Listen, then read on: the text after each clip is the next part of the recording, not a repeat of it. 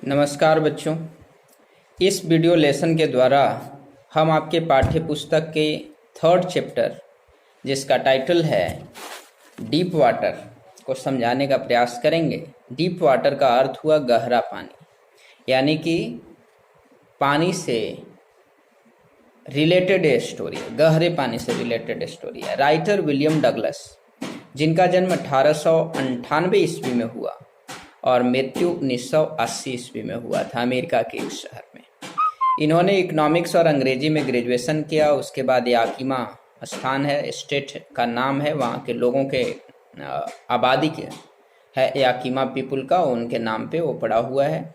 तो यहाँ वहाँ पे 2 साल तक पढ़ाए। उसके बाद उससे नया कैरियर की खोज में निकले और ये लीगल कैरियर प्रारंभ किए।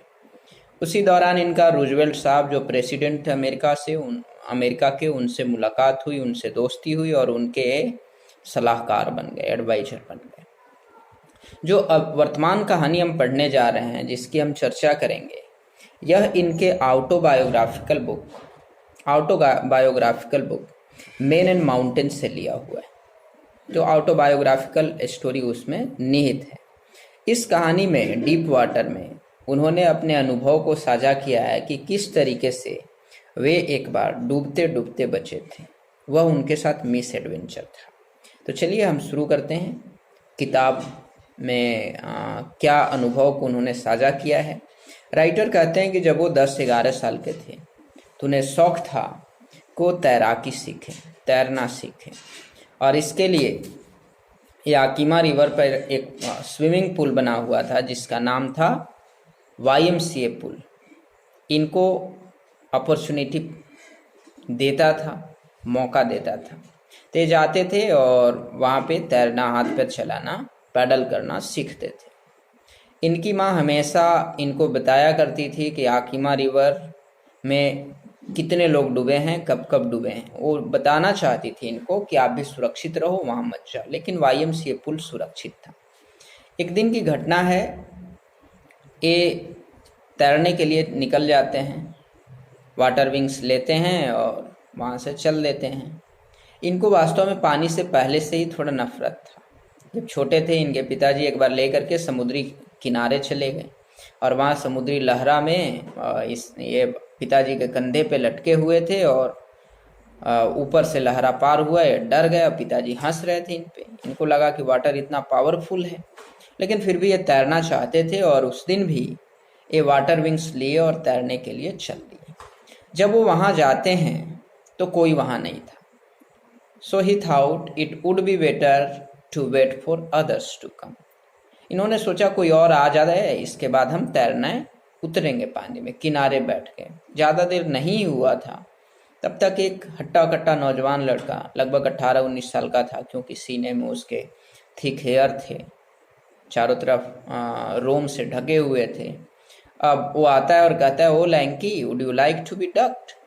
पानी में उतरना चाहोगे, डूबना चाहोगे? ऐसा कहकर जैसे बैठे थे उठाता है और टॉस कर देता है, पानी में गिरा देता है। अब जैसे बैठे थे वैसे ही पानी में गिर जाते हैं, पानी के अंदर जाने लगे।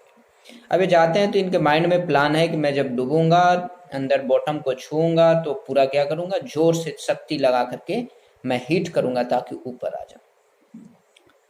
ऐसा ये चाहते हैं, बॉटम को छूते हैं, हीट भी करते हैं, लेकिन कुछ होता नहीं है। धीरे धीरे आते हैं, धीरे धीरे जाते हैं और 3 बार तक ये प्रोसेस चलता है।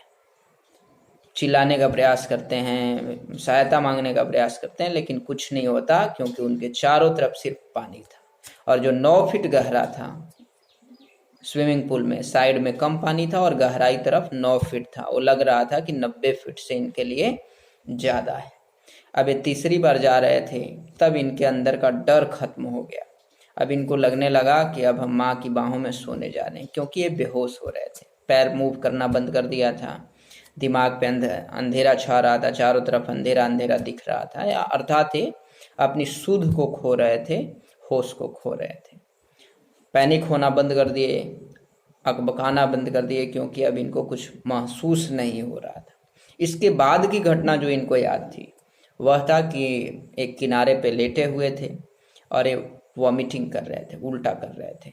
और एक व्यक्ति कह रहा था कि ये लड़का मरते मरते डूबते डूबते बच गया, और वो लड़का जो इनको फेंका था पानी में, वो कह रहा था कि मैं तो इसके साथ मजाक कर रहा था। 1-2 घंटे इनको लॉकर रूम में वहीं स्विमिंग पूल के पास रखे, फिर ये अपने घर गए। और घर गए तो इनके अंदर इतनी डर आ गई थी पानी से जिसका कोई हिसाब नहीं था।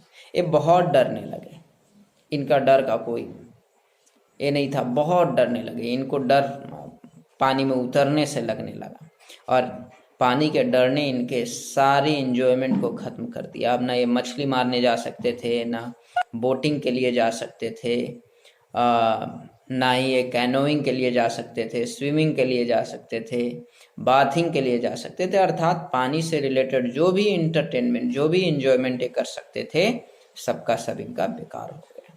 इन्होंने डिटरमाइन किया कि मैं तैरना सीखूंगा। And when you have fear, it will not allow you to do anything against that, so you need to overcome fear। डर इंसान को कोई काम नहीं करने देता। इंसान को डर पे काबू पाने के लिए विल पावर चाहिए, मनोबल चाहिए। शारीरिक बल और मनोबल दोनों जरूरी है, लेकिन शारीरिक बल हमेशा काम आएगा कोई जरूरी नहीं है, लेकिन आपका मनोबल, विल पावर हमेशा काम आएगा, इसकी जरूरी है। तो इन्होंने अपनी विल पावर के द्वारा निर्णय लिया कि हम डर पे काबू पाएंगे, पानी के डर पे काबू पाएंगे, और हम तैरना सीखेंगे, अच्छे तैराक बनेंगे। खुद से प्रयास किए, लेकिन ये डर इनका गया नहीं, तो एक इंस्ट्रक्टर को रख लिए, सिखाने वाले को रख लिए जो इनको तैरना सिखाए। और जब वो इंस्ट्रक्टर आया तो इनके कमर में एक बेल्ट लगा दिया, और बेल्ट लगा करके ऊपर एक रस्सी बेल्ट से कस दिया, और वो रस्सी के एक छोर को पकड़ लिया, और पानी में ही ये जब उतरते तो ऊपर से रस्सी को पकड़े रहते, इधर से उधर उनको ले जाते, ढीला करते, कभी अंदर जाते, और इनको एक एक स्टाइल ऑफ स्विमिंग, जो भी तैराकी के स्टाइल होते हैं वो सबको सिखाया। बैक स्ट्रोक, साइड स्ट्रोक, जितने भी तैराकी स्विमिंग के होते हैं वो सब इनको सिखाया।